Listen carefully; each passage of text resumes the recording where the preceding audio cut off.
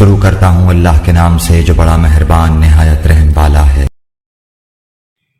ایک مرتبہ حضرت معاذ بن جبل رسول اللہ صلی اللہ علیہ وسلم کے پیچھے سواری پر سوار تھے۔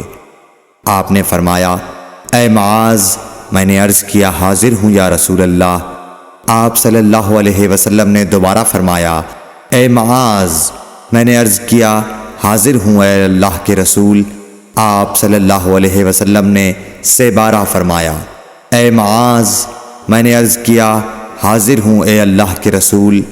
3 بار ایسا ہوا۔ اس کے بعد آپ صلی اللہ علیہ وسلم نے فرمایا کہ جو شخص سچے دل سے اس بات کی گواہی دے کہ اللہ کے سوا کوئی معبود نہیں ہے اور محمد صلی اللہ علیہ وسلم اللہ کے سچے رسول ہیں، اللہ تعالی اس کو دوزخ کی آگ پر حرام کر دیتا ہے۔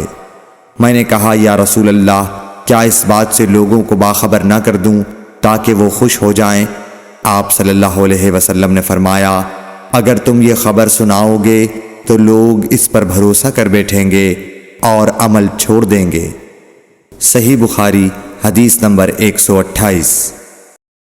رسول کریم صلی اللہ علیہ وسلم نے ایک روز معاذ رضی اللہ عنہ سے فرمایا کہ جو شخص اللہ سے اس کیفیت کے ساتھ ملاقات کرے کہ اس نے اللہ کے ساتھ کسی کو شریک نہ کیا ہو، وہ یقیناً جنت میں داخل ہوگا۔